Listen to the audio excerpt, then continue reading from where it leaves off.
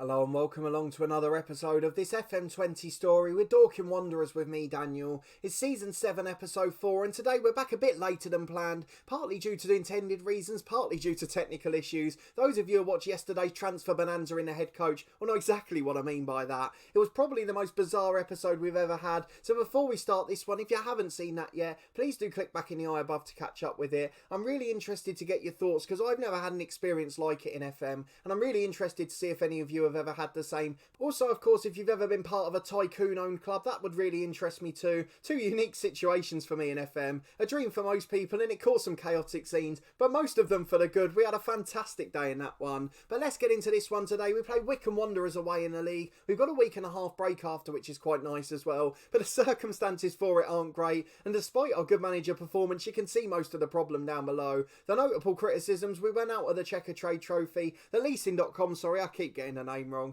And in the FA Cup first round, we went out to a non-league side. What's worse is we went away, got a draw, then lost at home in the replay. It all went pear-shaped. It has not gone well at all, though we are into a good positive overall balance again. So good news across the board in that regard. And our league position, as you can see, is absolutely fantastic. But firstly, before we go and get into the episode, a massive thank you to everyone who continues to follow the series again into yet another season. In the Wycombe team news, you can see we've got some familiar names from last year's game, some FM19 heroes showing up there. But if you are enjoying the series still, please do put a thumbs up on the video. If you haven't already, subscribe for daily FM20 content from both of my long-term stories. This one and the head coach both coming to great points now, and I'm really enjoying both of these series at the moment. And a massive thank you again for your continued support. You don't know how much it means to me. But if we look at the Wycombe team news today, one player we won't get a reunion with is Nick Freeman. In FM19, we had him at, I think it was Torquay, back in the League 1 or League 2 days there, and a good young right midfielder at the time, really did well for us and progressed nicely. And then we got a big offer and had to let him go, but he was a really good star for us for a year or two.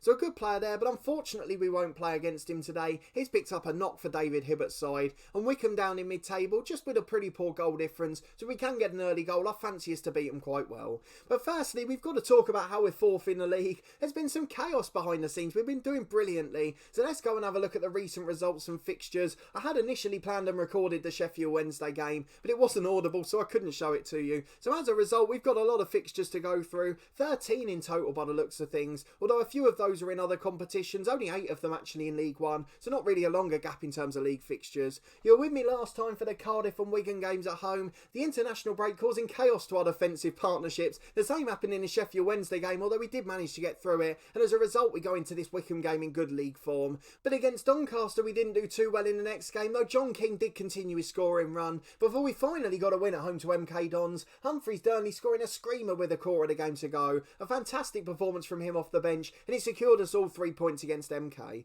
But then away to Bristol Rovers, the old gremlins returned. We threw away a late result, unfortunately. It would have been a decent point, but we managed to turn it into none. Tom Cook picked up a knock too. Then at home to Stevenage, a 1-0 win, another tight victory. Ogbene started and did really well. He managed to get the goal late on. Dalton set it up as you'd expect. He's been absolutely phenomenal. And then a 3-0 defeat at home to Tottenham under 23s. All the reserves coming out. We didn't do too well in this one. Jake Hughes picked up a significant knock, and we were comfortably beaten by half time. Then away to Ipswich was the key game. This is the one that I really feel turned the season. So a 4-3 win away at Ipswich. You can see we were quite comfortable. We were 2-1 up, 3-2 up, then it went back to 3-all in the 90th minute, and I've got to go and show you the goal here. Manny Cook in the 95th minute, off the bench, barely played this season. Let me just load this goal so I can show you. You will not believe the reaction I had to this one. I pretty much jumped out the seat, nearly broke the camera, but we're going to show you the goal and you'll see why in a moment. So here we go, coming forward in the 95th minute, only 4 minutes extra time allotted by the way. Back to Moles, into Manny Cook, one touch on his left foot, look at that finish. Unbelievable whip on it. We deserved it over the course of the game, we were absolutely sensational, and Manny Cook came on over on that right wing, and as an inside forward looked absolutely remarkable. So what a wonderful goal from him, got us back on track, and we followed it up with a little unbeaten run. So a 2-1 win at home against Accrington, again a 92nd minute winner, making a habit of it with Tom Cook, before a 0-0 draw away to Gillingham. You can see Jack Walker, the centre-half, brilliant performance.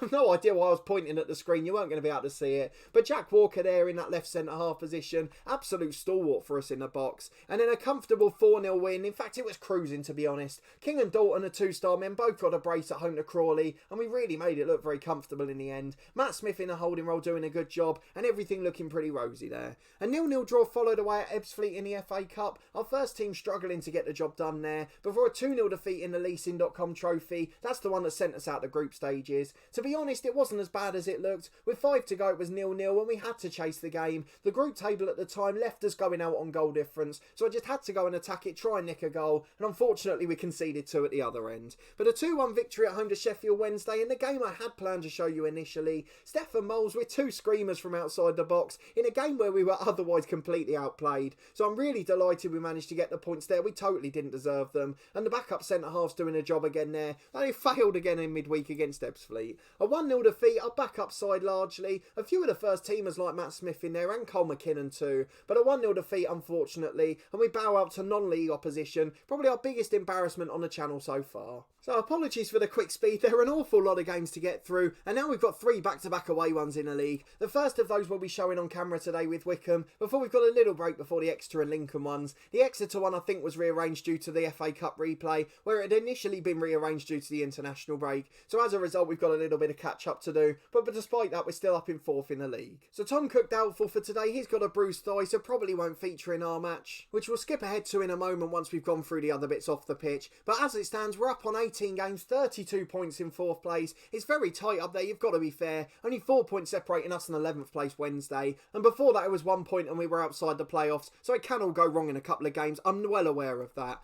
In terms of our stars of the season, we've got 2 up there who are really doing a job for us. So the first one being the centre forward John King. He's now got 6 goals for the season, 3 assists as well. Really developing quite nicely, got himself back in scoring form. And then we've got to talk about Callum Dalton. On the right wing, 17 starts, 8 goals and 4 assists in the league. An absolute superstar, one of the best players in the league, and we are so delighted to have him at the club with us. But the other thing we talked about at the start of the episode is the fact that we're back into the black financially, and you can see that's only happened recently. So let's go back and have a look at why that is, and it's good news between the episodes, so let's go and have a look. Let me just scroll back and find the actual message. Here it is, Kane Williams, who we lost in the summer. We had an offer too good to refuse from Rotherham. We now got his sell-on fee as well, 50%, 200 grand on top of that. So that takes the total we got to 575,000. For a player who's barely played there. I almost said patient back in my NHS day job. A player who's almost played no games for them. Only a couple of appearances. He has done really well. Got an assist as well, so we got to wish him the best for the future.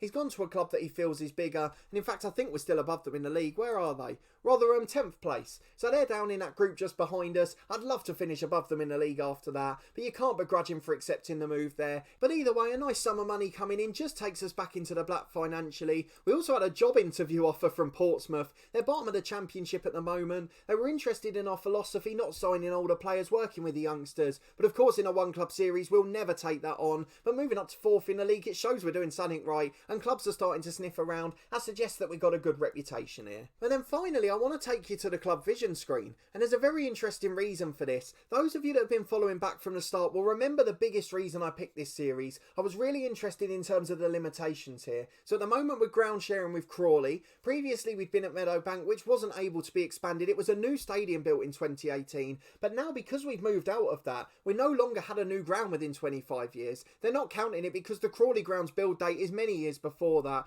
and as a result we can now request a new stadium. Of course at the moment I'm not going to bother because financially it's never going to be accepted, but it is nice to know that when we get to Championship Premier League level, that option is going to be there, so we can have a stadium for the Premier League and we can solve the biggest conundrum, and I really think that's going to make a big difference to the latter years of this save. It was the biggest thing I'm worried about before, but I haven't got that problem now, so I'm really glad that one's been resolved too. In terms of transfer news, we've had nothing coming out of the club since, though we have got one bit of news coming in January. We talked about these two, they've been pre-agreed for a while, but Aberdeen's Joe Wilson will be joining us this January. He's turned 18 years of age and he's a young centre-half. It solves the problem because when we've had international duty this year, we've really struggled at the back, and Wilson I think has got the potential to be an absolute superstar, maybe a Championship, even Premier League player. We just need to get it right off the pitch, and I feel we can do that for him, and we should be able to produce a good player as a result of that. But he'll get plenty of game time off the bench, he'll be involved in the squad on match days, a really good player and one that we hope to sign as a youngster, just like Aitchinson from Hibernian actually. He's someone who I think will be a big asset as well. Finally, we have had our new coach join the club. Jason Pearce has come in on 750 quid a week. Coaching wise, he's okay, he's a decent coach across the board, but mentally he is absolutely solid. Knowledge is very good as well. I'm maybe looking at him as a future assistant manager, to be honest. Resolute personality, should sync well with the lads. Been a caretaker manager at Tranmere, been an under 18 coach and a player recently, so he's got plenty of room to develop as a coach. He's on a long 3 3-year deal, and I think he's going to be a superstar for us. So I'm really looking forward to seeing what he can offer, maybe betting him in as an assistant manager later down the line. But at the moment, Nick Haycock's doing a really solid job for us, and he's not going anywhere at this stage. But he is 53, we've got to get the succession planning in, it's not going to stay that way forever. But let's go and get into this Wycombe game today. Everything looking good, the dressing room atmosphere is not bad considering we've just lost an FA Cup tie. But overall, things are going really well off the pitch, so we'll skip ahead to Saturday's game, and we'll be back in a moment for the line-up and the kick-off. Saturday lunchtime, we're going to be making wholesale changes, particularly because of that FA Cup exit. But the main news at the top there, John King is match fit, Ogbene not quite, neither is James Simpson, and Jake Hughes back off a long layoff. We're going to play him in the under-23s a bit first, so we'll get 45 minutes for them tomorrow. We're not going to worry about him playing this one yet. Tom Cook out as well, so despite only having one injury officially, we've got 4 players who are unfit for this game. So let's go in and pick the line-up, see if we're favourites. Wycombe just about favourites despite being in the bottom half. Inconsistent form, but 3 wins in the last 5. We've lost 2 of our last 5, both of them in cup competitions, and that could have an effect in the league. But Adams Park, a lovely ground, over 6,000 people through the gate. So let's go and see our line-up for today's game. So the news is actually a little bit worse than we first thought. John King still got a bit of an injury and tight groin, so he's just going to be on the bench in case we need him. Manny Cook will start. He's had a couple of good games. You saw his wonder goal recently, so we'll give him a chance up front to start this one. Joe Thompson's coming in on the left. We'll go back to a winger there rather than Ogbene, who was cutting in from that side. He'll just be a winger on support as we prefer. In terms of the middle, we have made some tactical tweaks, so apologies for the extended talk off the pitch before we get into it. That is such a big part of this Dorking save. When you're talking about the head coach, it's all about transfers from our director of football and playing the games. This bit, there's so much off the pitch that we put into it. It's the one we really invest ourselves in. So if we look at McKinnon and Smith, we've changed the way the midfield 3 works. Rather than having one deep line playmaker in the middle and 2 Mazzalas either side, we've basically just switched it round. We've got 3 better central midfielders and 2 of them are deep line playmakers. It protects the back 4, particularly the fullbacks who have struggled a bit more, and defensively it really has helped us over the last month or so. So McKinnon and Smith playing either side as deep line playmakers on support. Mole's in the middle as the box to box. He can charge forward. Humphreys Durnley can do that off the bench too. Bolger can come on as a ball-winning midfielder if we need to tighten things up a bit. But generally it just gives that more stability at fullback, allows us to charge on the middleman more, and the wingers don't have as many defensive responsibilities. That in turn has led to more goals for John King, so everything seems to be working well at the moment. With the tactical changes made, let's go through the 11 and crack on into this Wycombe game. So we've got Mitchell in goal as the sweeper keeper, Cotter and Smith are the fullbacks, Walker and King back at centre half after international duties. We've got McKinnon and Smith as the playmakers, Moles in between them on box to box, Dalton and Thompson over on the wings, and then Manny Cook is in up front from the start today, with John King slightly limping and injured. He's going to be on the bench if we need to nick a goal. So let's go and get into the game against Wycombe, see if we can get the result. Fingers crossed it'll be a friendly occasion for us, and we'll be able to keep our good unbeaten league run going. It's a 4-4-2 for Wycombe, a fairly familiar formation for us, and there are still familiar names here. Our first ever series back in FM18, the head coach. Mitch Pinnock was at Dover, our second club there. A good player, made a good career for himself in the Football League here. They've got O'Shea at centre half, I recognise that name. Bonham in goal too, and then Dodd on the right is a player we tried to sign in the summer. He was a free agent from Chelsea. We tried to get him on a free. He chose Wycombe because they could offer more money. And then Keenan Davis up front is a superstar. Off camera in the past, he's been a hero for me. The likes of Curtis Nelson, I presume that is on the bench. It is the experienced centre half. Is that Sam McQueen, the former Southampton left back? Let's have a look. It is. He's only 30. How's that gone wrong for him? A good player, made loads of Premier League appearances. The likes of Pack, Adilakun. They've got so many good players on the bench there. Mark McNulty as well, banging them in up north. So let's go and encourage the lads, and fingers crossed they can do something to maintain this side. Our only tactical change is that Manny Cook's been a pressing forward rather than an advanced one, and here he is on the ball on the halfway line actually. Just dropping deeper, trying to win the ball back high up the pitch. Finds Matthew Smith who switches it out wide, and Dalton, the danger man, likes to take a man on. Into the box, beats one and shoots. Probably could have laid it across for Cook there, but went solo. You can't blame him with the season he's having, but the first shot on target's a pretty tame one. Well, 3 minutes to the break. Wycombe yet to have a shot. We've got a set piece. It's been a nothing game. It says we've had lots of shots, but they can't have been great ones if we didn't get a highlight. With 2 minutes to the break, we're yet to concede any shots on goal. That's a really good sign for us at this stage here. Here's Matt Smith, the left back, though. Don't want to give it away back there. Throw away all of our hard work in this half. As Walker gets it wide to left back, we go all the way back to the keeper. Probably a little bit unnecessary, but as long as we're safe, it doesn't really matter. Look at the possession, too. We've had 72% as the police helicopter's threatening to ruin the episode, but Manny Cook runs down the other end, great touch and shot which is tipped over, and just before the break we've got a corner kick. Joe Thompson's going to swing it into the box, to the back post. Thornton heads away, Pinnock flicks on but Dalton's there to mop up. We usually have him hovering on the edge, he's got quite a good long shot rating. Here's Dalton on the right again, cuts it back, it's a good ball to McKinnon, and the playmaker's trying to find that opening there. Here's Matt Smith 25 yards out, got a chance to shoot but he goes back. That's a little bit playing safe for my liking, but at half time it is going to be 0-0 and Wycombe yet to have a shot whatsoever. We've dominated the game, but will we make it count? And this is the problem when John King's not in the side. We don't cross it as often, he doesn't make those movements off the ball. Manny Cook not quite as good off the ball actually. What is his rating for it? 14 overall. John King's is 15 or 16, so it does show the difference between the two lads, and anticipation plays such a big part in it. Right, quarter of the game to go, let's make the gamble, shall we? Manny Cook off, John King up front, he's going to be the advance forward on attack. On the left wing, Thompson's had a poor game. Dominic Samuel's going to come on as an inside forward, had a year extension to his deal just because he's played more games now, so he's going to be here longer term. An inside forward, probably on attack. I think we're going to do that, let's get him further forward, much more support for the front men. Stefan Mole's not had the best game, but I can see McKinnon struggling physically, so I'm just going to leave it 5 more for now.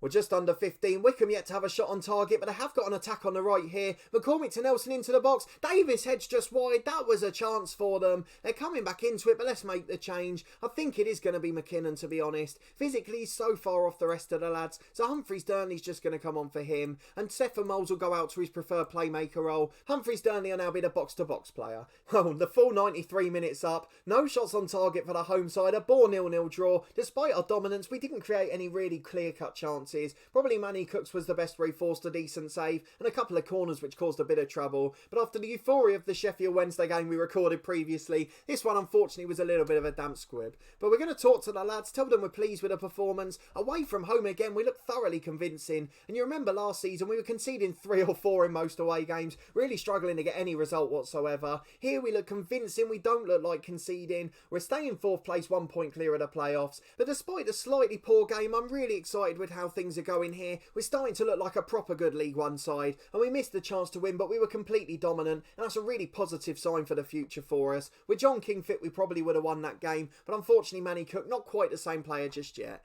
Off the pitch though, you can see he is improving personality wise, starting to train much better as well as a result. A balanced personality, and he keeps improving, so I've finally got a little bit of hope that he'll reach his potential. When he was at City, he had 4.5 star potential. They thought he might be a Premier League striker in the future, and if we keep developing him, he's the sky's the limit really. But let's have a look at the schedule quickly for when we might next be back. I think we'll probably leave it to the January window now. I might even go all the way to the end because it is a bit of a nothing season. If we stay up in the playoff hunt, I'll come back a bit earlier. Otherwise, we might show the Rotherham game and deadline day. I'd imagine there'll be a little bit of action this year. Rotherham in 11th place, just behind us at the moment. I'd imagine we might be neck and neck at that point. Let me just see how many games that is in between. 6, 11 games potentially. We'll probably have at least one called off, so I wouldn't be surprised if that's just the 10 then. So I think we'll come back for the end of the January transfer window, though if there's any more action we'll come back beforehand. But if you did enjoy this episode and all the new action off the pitch, the change of tactic as well, please do put a thumbs up on the video. You can see the difference defensively with the new tactic. The fullbacks are so much more protected. We weren't getting exposed on the wings at all really, despite the 4-4-2, so I'm really optimistic that that'll work long term. Hopefully you'll see the difference as well. Defensively we look solid, but going forward we still need goals. John King just starting to struggle again due to injuries, but hopefully long term that'll be an easy solution. Let me know in the comments where you think we need to look at for January. I've got 1 or 2 prospects in mind, but it's mainly just areas where we can improve the squad. I'm not looking at positions where we've got weaknesses at the moment. I think generally our first 11's pretty solid, but there's 1 or 2 players who would really improve the quality of this team or give us high potential for the future, so I want to look at those first. And if it happens to be a casualty for a lone player, maybe someone who'd be a first team fixture normally, then so be it, as long as we improve long term. If you haven't already, subscribe to the channel for daily FM20 content from both of my long term stories. As I mentioned at the start, yesterday's episode of The Head Coach was the most chaotic I've ever seen. A deadline day bonanza in January, managing a tycoon club and having no say in transfers, just sitting back and watching all the action unfold. It was one of my favourite Football Manager episodes ever, to be honest. I really enjoyed it and I hope you did too. Apologies for the slight technical issues we encountered, but I really did enjoy it and I hope it's a sign of windows to come at Charlton, the tycoon owned club causing all sorts of drama. Now, as we said, this one will be back on Saturday, maybe a bit earlier, but if not for the end of the January window here, plenty of big news to come, probably a quieter window. We might even show the Ipswich game at the end of December first, show you both ends of the window, see how we're getting on. But a massive thanks for watching this one and your continued support of the series as always. I really do greatly appreciate it, and I hope to see you next time for another big episode with Dorking as we try and keep our outside chance for the playoff spots alive.